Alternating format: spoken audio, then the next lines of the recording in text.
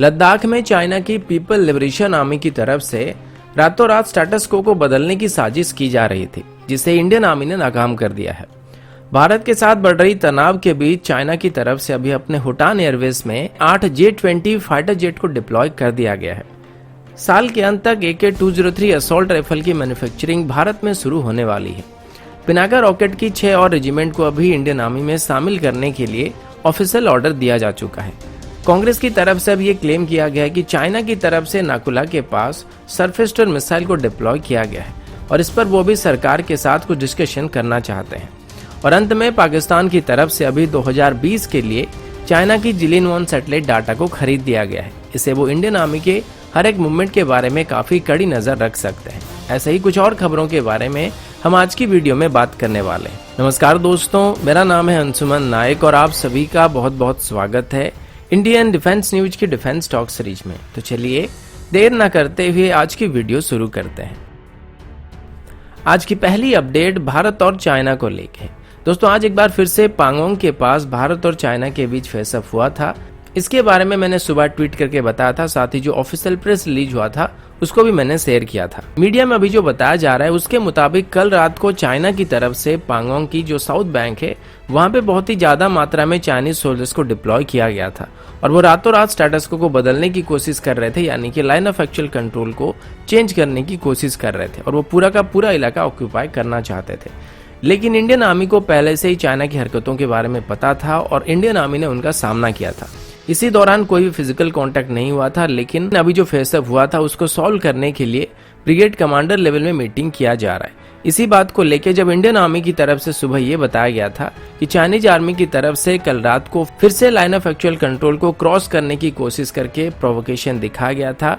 China की तरफ से इसी बात को काउंटर करते हुए उनकी फॉरेन मिनिस्ट्री की तरफ से एक स्टेटमेंट दिया गया है, जिसके मुताबिक पीपल लिबरेशन आर्मी के जवानों ने लाइन ऑफ एक्चुअल कंट्रोल पार नहीं किया था, लेकिन अभी जो भी तनाव है उसको सॉल्व करने के लिए वो भारत के साथ बातचीत कर रहे हैं। और ये अभी पहली बार है जब चाइना की तरफ से थोड़े दबे आवाज में स्टेटमेंट दिया जा रहा है। अगर आप इन सभी बातों को गौर करेंगे तो आपको थोड़ा सा अंदाजा लग जाएगा कि कल रात को कुछ तो ऐसा हुआ था जिससे चाइना को थोड़ा डर लग रहा है। और अभी ट्विटर में कुछ पॉपुलर हैंडल हैं जो कि ये क्लेम कर रहे हैं कि चाइना के कुछ जवान अभी भारत के कस्टडी में हैं, लेकिन इसके बारे में अभी तक कोई भी ऑफिशियल स्टेटमेंट आर्मी ने इशू नहीं किया है, जिस वजह से फिलहाल इस पर ऑफिशियली कुछ भी नहीं कहा जा सकता है। अब आगे बढ़ने से पहले वीडियो को लाइक कर दीजिएगा, साथ ही जो लोग पहली बार हमारे चैनल को देख रहे हैं या फिर अभी तक हमारे चैनल को सब्सक्राइब नहीं किए हैं, चैनल को सब्सक्राइब करना मत भूलिएगा। अगला अपडेट भी चाइना की तरफ से है। इंडिया टुडे की रिपोर्ट के मुताबिक चाइना की तरफ से अभी दोबारा से अपनी J-20 फाइटर जेट को लाइन ऑफ एक्चुअल कंट्रोल के करीब डिप्लॉय किया गया है। ये बात आज ही सामने आई है जब चाइनीज ट्रूप्स की तरफ से एक बार फिर से पांगोंग इलाके में घुसपैठ करने की कोशिश की गई थी और इस बार खबर गवर्नमेंट की तरफ से दिया गया है कि चाइना की एयरफोर्स की तरफ से पिछले कुछ दिनों से लाइन ऑफ एक्चुअल कंट्रोल के करीब अपने J-20 फाइटर एयरक्राफ्ट को रेगुलरली डिप्लॉय किया जा रहा है। ये एयरक्राफ्ट अभी हुटान एयरबेस में तैनात किए गए हैं, जहां पर चाइना के और भी कई सारे फाइटर्स और बॉम्बर्स को डिप्लॉय किया गया है।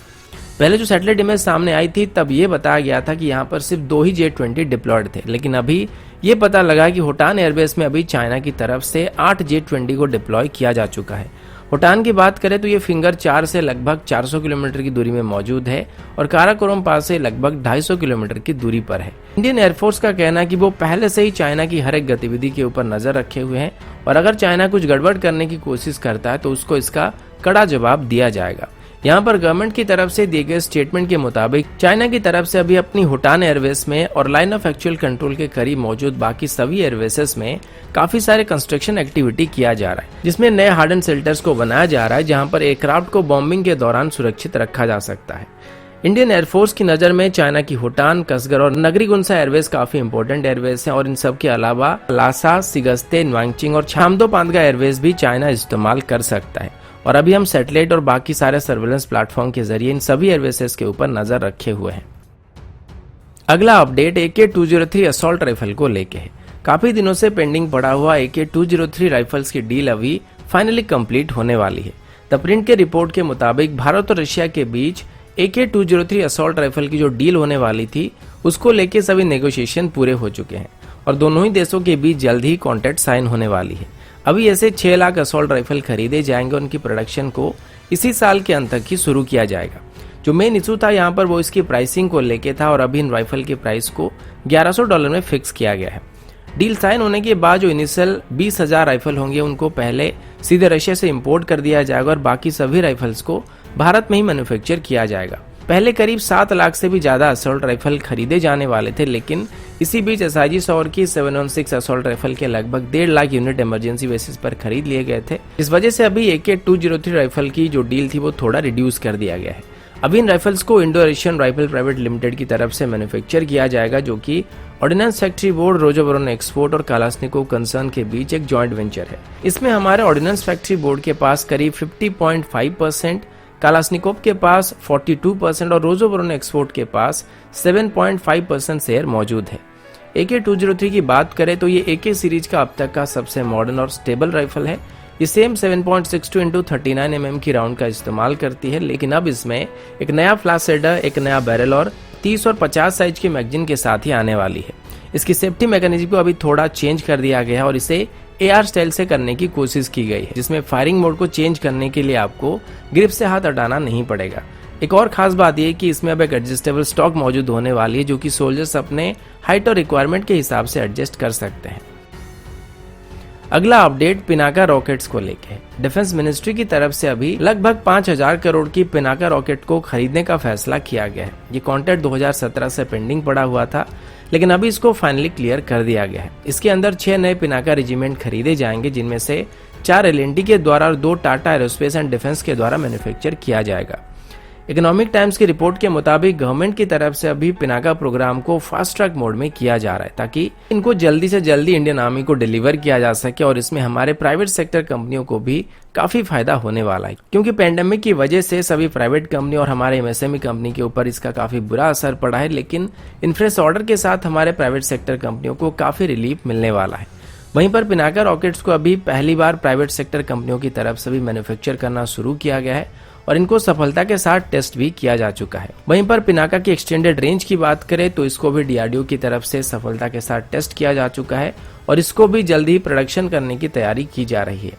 ये लगभग 75 किलोमीटर तक मार कर सकता है, जो कि वर्तमान की पिनाका रॉकेट की 40 किलोमीटर रेंज से काफी ज्यादा है और इनको हमारे रशियन ओरिजिन BM-21 सिस्टम को रिप्लेस करने के लिए इस्तेमाल किया जाएगा। अगला अपडेट चाइना और पाकिस्तान की तरफ से है। पाकिस्तान की तरफ से अभी चाइना से रियल टाइम सैटेलाइट डाटा को खरीदा गया है, जिसमें हाई डेफिनेशन की वीडियो, ऑप्टिकल और इमेजेस शामिल है। इनकी मदद से पाकिस्तान को LOC में इंडियन आर्मी के कैंप्स की एग्जैक्ट लोकेशन का पता लगाने में काफी मदद मिल सकती है। हमारे इंटेलिजेंस सोर्सेज के मुताबिक चाइना और पाकिस्तान के बीच अब एक कॉन्ट्रैक्ट को साइन किया गया है, जिसमें पाकिस्तान चाइना की जिलिन-1 सैटेलाइट की डाटा को 2020 के लिए एक्सेस कर सकता है। जिलिन-1 के पूरे नेटवर्क में 10 सैटेलाइट मौजूद है और ये ग्लोबली किसी भी जगह पर नजर रख सकते हैं और दिन भर में ये सैटेलाइट किसी भी जगह के ऊपर 2 बार आ सकते हैं। ये चाइना के कमर्शियल रिमोट सेंसिंग सैटेलाइट है, जिसे चांगवांग सैटेलाइट टेक्नोलॉजी के द्वारा ओन किया जाता है। इनमें एल बैंड की सिंथेटिक एपर्चर रडार लगा हुआ है, जिनकी मदद से ये land based resource survey, natural disaster monitoring, agriculture research जैसे एक्टिविटी को कर सकते हैं, लेकिन इनकी डाटा को अभी पाकिस्तान मिलिट्री यूज के लिए भी इस्तेमाल कर सकता है। वहीं पर चाइना और पाकिस्तान के बीच अभी एक और नेटवर्क प्रोजेक्ट को लेकर भी काम किया जा रहा है, जो कि चाइना की सिंजियान प्रोविंस के साथ ग्वादार पोर्ट को कनेक्ट करने वाली है। इससे चाइना को अरेबियन सी के साथ एक डायरेक्ट लिंक मिल जाएगा, लेकिन ये प्रोजेक्ट गिलगिट और पाकिस्तान ऑक्युपाइड कश्मीर होके जाता है, जिस वजह से भारत की तरफ से हमेशा इसके ऊपर ऑब्जेक्शन किया गया है। अभी की बात करें तो चाइना और पाकिस्तान दोनों ही भारत को घेरने की कोशिश कर रहे हैं। एक तरफ अब चाइना की तरफ से लद्दाख में डिस्टर्बेंस क्रिएट किया जा रहा है, तो दूसरे तरफ अभी पाकिस्तान की तरफ से रेगुलर बेसिस पर बॉर्डर में सीज फायरिंग का उल्लंघन किया जाता है। अगला अपडेट भारत और चाइना के बीच हाल ही में हुई फेसअप को लेकर। हालांकि अब ये बताया जा रहा है कि भारत और चाइना के ट्रूप्स के बीच लद्दाख में कोई भी फिजिकल कांटेक्ट नहीं हुआ था, पर इस हादसे के कुछ ही समय के बाद ही लद्दाख के लेफ्टिनेंट गवर्नर न्यू दिल्ली के लिए रवाना हुए थे और न्यू दिल्ली आने के बाद वहां पर वो हायर अथॉरिटीज के साथ उस हादसे के बारे में कंप्लीट डिटेल पेश किए थे। वहीं पर पीएम नरेंद्र मोदी जी भी अभी भारत और चाइना के बीच चल रहे सभी तनाव को लेके लगातार अलग अलग ऑफिशियल के साथ मीटिंग में बिजी हैं। वहीं पर कांग्रेस की तरफ से अब ये क्लेम किया जा रहा है कि सैटेलाइट इमेज के मुताबिक चाइना की तरफ से नाकुला के पास मिसाइल साइट को कंस्ट्रक्ट किए गए हैं और इसी बात को लेकर अभी कांग्रेस की तरफ से सरकार से पार्लियामेंट्री डिस्कशन करने का प्रस्ताव दिया गया है। एक वर्चुअल प्रेस कॉन्फ्रेंस में कांग्रेस के लीडर राजीव शुक्ला ने बताया है कि अभी चाइना के साथ जो भी इशू चल रहे हैं, इस बात को लेके मॉनसून सेशन में डिस्कशन होना चाहिए। और कांग्रेस का कहना है कि पीएम नरेंद्र मोदी जी को यहाँ पर कांग्रेस के कुछ सवाल के जवाब देने पड़ेंगे, क्योंकि देश की सुरक्षा की चिंता उनको भी है और उनके मन में कुछ सवाल है जिनका उनको जवाब चाहिए। अगला अपडेट डिफेंस मिनिस्ट्री की तरफ से है। डिफेंस मिनिस्ट्री की तरफ से अभी हमारे आर्म फोर्सेस की हेडक्वार्टर्स में नियुक्त होने वाले ऑफिसर्स की सिलेक्शन और पोस्टिंग गाइडलाइंस में कुछ बदलाव करने का फैसला किया गया है और ये बोथ सिविलियन और मिलिट्री ऑफिसर के ऊपर लागू होने वाली है। इसके लिए अब एक हाई लेवल की कमेटी को सेटअप किया जाएगा जो कि आर्मी हेडक्वार्टर्स की अलग अलग पोस्ट के बारे में डिटेल स्ट्रक्चर को बनाने वाली है और इसके लिए एक प्रॉपर कैंडिडेट को सिलेक्ट करने में मदद करने वाले हैं जो कि मिलिट्री बैकग्राउंड से होने वाले हैं। ये एक तरीके का रिकमेंडेशन कमेटी होने वाली है जो कि मिलिट्री के अलावा हमारे आर्म फोर्सेस में अपॉइंट किए गए सिविलियन एम्प्लॉयज के बारे में भी स्टडी करने वाली है, जो कि हमारी मिलिट्री एक्सपेंडिचर को बैलेंस करने में काफी मदद कर सकेगी। क्योंकि अभी ऐसा पाया गया कि हमारी आर्म फोर्सेस की हेडक्वार्टर्स में कुछ जगहों में सिविलियन ऑफिसर्स को भी पोस्टिंग दिया गया है जहां पर स्ट्रिक्टली मिलिट्री बैकग्राउंड के ऑफिसर होने चाहिए। तो इसी वजह से अभी इस कमेटी को सेटअप करने के लिए हमारे डिफेंस मिनिस्टर राजनाथ सिंह जी की तरफ से अप्रूवल मिल चुका है और अभी इसे lieutenant general DB Saketkar, R Chandrashekhar और एन दास लीड करने वाले हैं। इनमें से lieutenant general DB Saketkar former army officer हैं, R Chandrashekhar former arm forces के हेडक्वार्टर्स के ऑफिसर रह चुके हैं और एन दास हमारे डिफेंस मिनिस्ट्री के फाइनेंस डिपार्टमेंट से हैं। तो दोस्तों अभी के लिए इतना ही, मिलता हूं आपसे अगले वीडियो में, तब तक के लिए जय हिंद, वंदे मातरम।